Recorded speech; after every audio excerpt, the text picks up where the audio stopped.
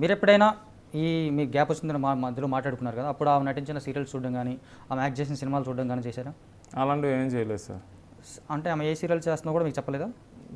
అంటే అప్పుడు పెళ్లి టైంలో పలుకే బంగారమయ్య మా టీవీలో ఒక వస్తుంది, కానీ నెగిటివ్ రోల్ చేస్తున్నాను, మరి ఆడియన్స్ ఎలాగనుకుంటారో లేదో తెలియదు అనేసి అన్నారు సార్. బేసిక్గా నేను సీరియల్ అవి చూడను. సినిమాలు చూస్తారా పోనీ? ఆ సినిమా అంటే ఏవో రేర్ సార్ చూస్తాం. అంటే ఇప్పుడు ఆబ్వియస్గా మనకి ఏం చూస్తుంటే మీరు చేసుకోబోయే అమ్మాయి ఒక అంటే సార్ ఇక్కడ సెలబ్రిటీయా కాదనేది పక్కన పెడితే ఒక స్క్రీన్ మీద వస్తున్నప్పుడు ఒక చిన్న క్యూరియాసిటీ ఉంటుంది కదా, చూడాలి అని. అట్లీస్ట్ తన సినిమాలో యాక్ట్ చేసిందని చెప్పారు. అతను యూట్యూబ్లో చూడడమా లేదా ఇంకెక్కడైనా? అంటే యూట్యూబ్లో మా ఇద్దరం మ్యారేజ్ అయిన తర్వాత నా మొబైల్లో చూడడం జరిగింది సార్ సరదాగా. మేము ఇప్పుడు అమ్మాయి గురించి చెప్తున్నాం కదా సార్, యాక్టర్ అనేసి. వాళ్ళ మదర్ ఏం చెప్పారంటే, ఇండస్ట్రీ మూవీస్ చేశారు, మూవీస్ చేస్తే కమిట్మెంట్స్ అడుగుతున్నారు, అలాంటి మా అమ్మాయికి నచ్చదు, మా అమ్మాయికి డ్రెస్సులు అంతా చేతుల వరకు ఎక్కడ వరకు ఉండాలి, సీరియల్ యాక్టర్ అంటే నచ్చిన శారీస్ అవి కట్టుకుంటుంది కదా, అందుకే మేము మూవీస్ అంటే మాకు చాలా ఆఫర్లు వచ్చాయి కానీ మేము వదిలేసాం, సీరియల్ అంటే కొంచెం తినికి నచ్చిన శారీస్లో అందులో ఉండొచ్చు కదా అనేసి అందుకే మేము సీరియల్ పరంగా వెళ్ళాం అనేసి. అంటే ఇప్పుడు మదరే దగ్గరుండి తీసుకుని వస్తాను అన్నారు సార్. దానికి నేను ఎలా సార్ డౌట్ పడతాను? అంటే ఇండస్ట్రీలో సినిమాలు చేస్తే కమిట్మెంట్ అడుగుతున్నారు, అని చేత మీ సినిమాలు వదిలేసుకున్నాం అని చెప్పారు. అవును సార్, అమ్మాయి వాళ్ళు మదర్ అది చెప్పారు. సరే అయితే ఈ అమ్మాయి ఇంత ఆనెస్ట్గా వీళ్ళ మదర్ కూడా ఇంత ఫేస్ టు ఫేస్ నాకు చెప్తే ఓకే నిజమే కదా అనేసి మేము బిలీవ్ చేసాం సార్. సో ఇప్పుడు మీరు పెళ్లి వరకు వచ్చేసారు. పెళ్లి తర్వాత మిగతా కార్యక్రమాలు అన్నిట్లోనూ తను ఎప్పుడు నార్మల్గానే ఉండేదా మీతో పర్సనల్ టైంలో కూడా?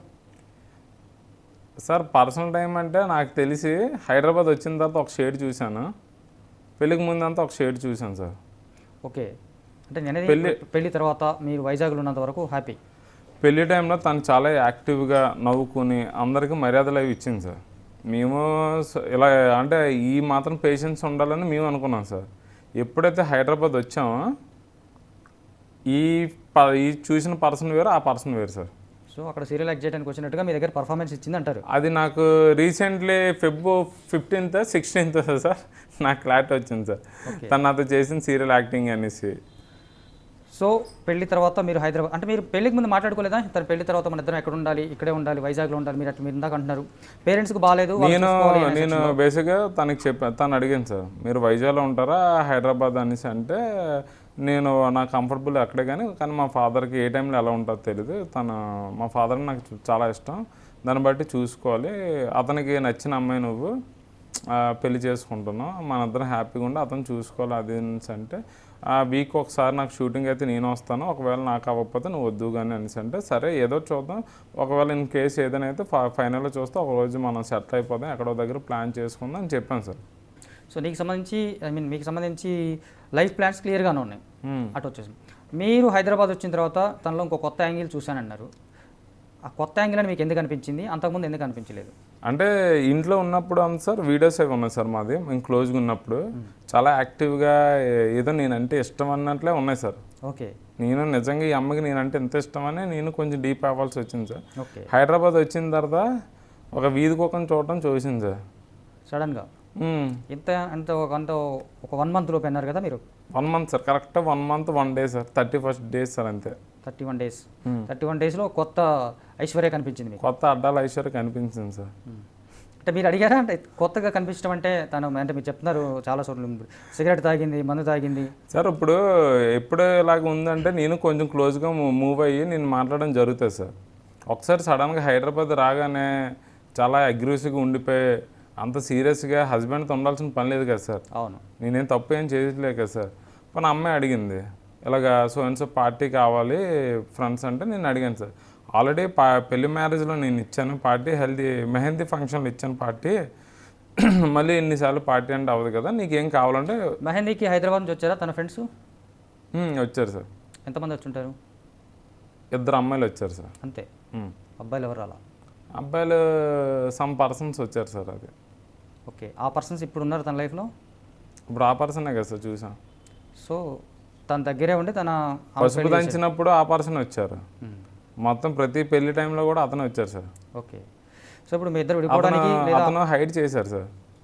అతను బేసిక్గా నేను ఎప్పుడంటే చూసినా తన మొబైల్ ఐఫోన్ గ్లాస్ బ్రేక్ అయిపోయింది సార్. మ్యారేజ్ టైంలో కొన్ని రోజులు మేము ఉన్న టైంలో అది మొబైల్ షాపు పట్టుకుని రిపేర్ చేయంటే నా ఫోన్ తీసుకుంది సార్ నాది. నా ఫోన్ తీసి నా ఫోన్లో మొత్తం అంతా తను చెక్ చేసింది ఏదైనా దొరుకుతుంది కదా క్లూ అని, కానీ ఏం దొరకలేదు సార్.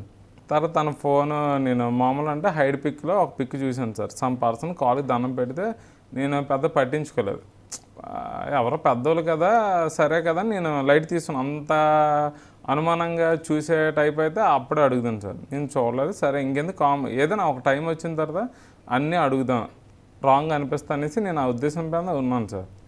తను ఆ రోజు కూర్చొని వాళ్ళ ఫ్రెండ్స్ అందరూ ఉన్నప్పుడు తను డ్రింక్ చేయడం స్మోక్ చేయడం చూస్తే హొక్క కొట్టగానే చూడగానే నాకు కొంచెం అంటే ఆన్ ది స్పాట్కి మీరు అడగలేదా, మీరు ఇదేంటి ఇంతకుముందు నాతో మాట్లాడినప్పుడు డ్రింక్స్ ఇవ్వడం లేవని చెప్పారు, సంప్రదాయని అంటారు కదా, అలా ఉండే ఇప్పుడు ఎందుకు ఇట్లా సాంప్రదాయానికి కర్పూరం అన్నీ ఆ రోజే కరిగిపోయి సార్ మాకు. అదే అంటే మీరు అడగలేదా అంటున్నాను అక్కడ ఆన్ ది స్పాట్. వాళ్ళ ఫ్రెండ్స్ అందరూ ఉన్నప్పుడు నేను ఎలా సార్ అడుగుతాను, అమ్మాయి కొంచెం వేరేలాగా ఉంటుంది కదా ఇబ్బందిగా, కనీసం వెళ్ళిన తర్వాత నేను అడుగుదాం అనేసి నేను వెయిట్ చేశాను సార్. అమ్మాయి 3:30 2:30 అలాగ అయిపోయింది sir. Night sir mid night. అప్పుడు తాగుతూనే ఉన్నారా? అప్పుడు తాగుతూ డ్యాన్స్లు అన్నీ వేసుకుని ఉన్నారు సార్. ఓకే, వాళ్ళ ఫ్రెండ్స్ ఉన్నారు సార్. సేమ్ పర్సన్ లేరు సార్, పర్సన్ లేరు ఆ రోజు అక్కడ లేరు. ఓకే, నెక్స్ట్ డే అడిగారా మీరు? నెక్స్ట్ డే అడ్డానికంటే ఆ రోజు నైట్ లాక్ వేసుకుని పడుకుంది సార్. నేను హాల్లో పడుకుని ఇంకా అమ్మాయి దగ్గరికి వెళ్ళాలని కూడా నాకు ఇంట్రెస్ట్ లేదు. నెక్స్ట్ డే మార్నింగ్ ఇక్కడ మా ఫాదర్ చేసిన పని వల్ల ఇప్పుడు ఇదంతా అయింది సార్. ఏం చేశారు మీ ఫాదర్? మా ఫాదర్ మార్నింగ్ కాల్ చేసి శ్యామ్ తన వెహికల్ అది పట్టుకుని వచ్చేస్తాడు, ఆ బిజినెస్ లైఫ్ ఇక్కడ అమ్మేస్తాడమ్మా, అమ్మేసిన ఆల్రెడీ సేల్ పెట్టడం జరిగింది, అమ్మేస్తాడు, హైదరాబాద్ సెటిల్ అయ్యి మీ ఇద్దరు పెళ్లి చేసుకుని ఇద్దరు ఒక దగ్గర ఉంటే మాకు మంచిది ఏదో ఉంటుంది, మంత్కో 2 monthsకి ఒకసారి రండి మీరు మామూలు చూడడానికి అనేసి అన్నారు సార్. మీ ఫాదర్ ఆవిడకి ఫోన్ చేసి అన్నారా? ఆవిడకే ఫోన్ చేసి అన్నారు సార్. ఓకే, దానికి అమ్మాయి వెంటనే వచ్చి డైనింగ్ టేబుల్లో కూర్చోబెట్టి నీకు పెళ్ళికి ఏం చెప్పాను, నీకు నువ్వు హైదరాబాద్లో ఉండాలి కదా, అది వైజాగ్లో ఉండాలి కదా, నేను హైదరాబాద్లో ఉంటాను అనేసి అంటే నీకు అడిగాను ఏంటైంది ఎవరు చెప్పారు మీకు అనేసి అంటే మీ ఫాదర్ నాకు కాల్ చేసి వెళ్ళాలని చెప్తున్నారంటే నేను మా ఫాదర్కి నిజంగా బుర్ర పని చేయట్లేదు, నేను మాట్లాడుతానంటే ఇప్పుడు నేను చెప్పానని చెప్పొద్దు అనేసి అన్నారు సార్. ఇప్పుడు ఏంటైంది రీజన్ అంటే మీ ఫాదర్కి హెల్త్ బాగోదు కదా, ఆస్తి ఎవరికి పడితే వాళ్ళకి రాసేస్తారు, రేపు పని రోజు నీకు నాకు ఏం ఉండదు, ఇలాగైతే నాకు కొంచెం కష్టంగా ఉంటుంది, నువ్వు వైజాగ్లో ఉండిపోవాలని నీకు ముందే చెప్పాను కదా అనేసి అన్నారు సార్. నేను దానికన్నా సరే అలాగ అయితే మనం కొన్ని రోజులు దూరంగా ఉండాలి, నేను అన్నాను కొన్ని రోజులు దూరంగా ఉందా, డిస్టర్బెన్స్ స్టార్ట్ అయినట్టు ఎందుకు దూరంగా ఉందా అనగానే వెంటనే తను అరౌండ్ 10:30 10 o'clockకి బయటికి వెళ్ళిపోయారు సార్. అదే రోజు వెళ్ళిపోయారు సార్. నాకు అక్కడ ప్లేస్ తెలియదు, ఏది తెలీదు, రూమ్లో ఉన్న కొన్ని డిన్నర్కి లంచ్కి పిలిచిన వాళ్ళ ఇంటికి స్వీట్స్ ఫ్రూట్స్ కొనడానికి నేను వాళ్ళ బ్రదర్ వెళ్ళాను సార్. నైట్ 9 o'clock వచ్చి ఓన్ బ్రదర్ సార్. అతను మొదటి నుంచి ఉన్నాడు కదా? మొదటి నుంచి ఉన్నాడు సార్. ఓకే, వెంటనే వాళ్ళు నైట్ 9 o'clock వచ్చింది సార్. తను 9 o'clock చాలా సీరియస్గా ఉంది, మనకెందుకు అనవసరం గిరిక్కోవడం తిండించుకోవడం అనేసి కామ్గా ఉంటే వాళ్ళ ఇంటికి వెళ్ళాను సార్. డిన్నర్ చేసినప్పుడు నేను అక్కడ మందు పార్టీ కావాలంటే వాళ్ళు మ్యారేజ్కి రావడానికి అవ్వలేదంటే నేను అక్కడ క్యాష్ ఇస్తే వాళ్ళు డ్రింక్ తెచ్చుకుంటే ఆ పార్టీలో తిని కూడా డ్రింక్ చేసుకుని పడుకుని పోయింది. 3:30 బ్రాండ్ తాగేది ఐడియా ఉంది ఏమన్నా? ఏంటి సార్? తను ఏ బ్రాండ్ తాగేది? బీర్లే సార్. బీర్లు ఆబ్సిట్లీ వాట్కా. మీరు తాగేవాళ్ళు కదా? నాది రెడ్ వైన్ సార్. నాది రెడ్ వైన్ మించి అంటే ఒక రకంగా మీరు ఫస్ట్ డే చూసినప్పుడు అప్సెట్ అయ్యారు, ముందాటం చూసినప్పుడు అప్సెట్ అయ్యారు, తను కొత్త యాంగిల్ కనపడిందని చెప్పారు. నెక్స్ట్ డే కూడా తను తాగుతున్నప్పుడు తనతో మీరు జాయిన్ అయ్యారు, అంటే తను తాగిన పర్వాలేదని యాక్సెప్ట్ చేసినట్టు అనుకోవచ్చా సార్? అంతమంది ఫ్యామిలీ మెంబర్స్ ఉన్నప్పుడు నేను ఒక్కడిని ఆ పార్టీ మూడ్ని డిస్టర్బెన్స్ చేసి అంత ఉండదు కదా సార్. డిస్టర్బ్ చేయకపోయినా ఆ రోజు మీరేం మాట్లాడలేదు తనతో? నేను ఏం మాట్లాడలేదు సార్. మీరు డిస్కస్ చేయలేదు, డిస్టర్బ్ చేయాలనుకోవట్లేదు, దాని అర్థం నేను యాక్సెప్ట్ చేద్దామని అనుకున్నారా? లేదు సార్, టైం దొరికితే ఎందుకు ఇలా చేస్తున్నా అందరి ముందు నా ఇలాగ కొంచెం బురదించుకోవాల్సి వస్తుంది అనేసి అడుగుదామని అనుకున్నాను సార్. ఆ టైము స్పేస్ అనేది దొరకలేదు సార్ బేసిక్గా. ఓకే.